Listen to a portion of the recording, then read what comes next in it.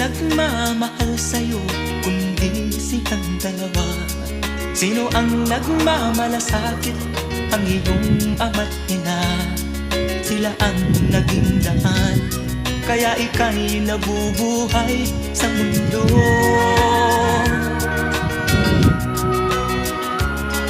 Ano man ang mangyari, hindi sila magbabago. Ang mga magulang mo'y laging nagmamahal sa'yo. Kahit na nasasaktan, kahit na sila'y di mo pinapansin.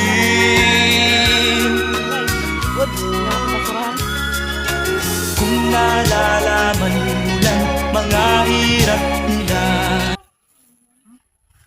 Kulang pa sako. Ito plastic, ito mga batel. Bye-bye.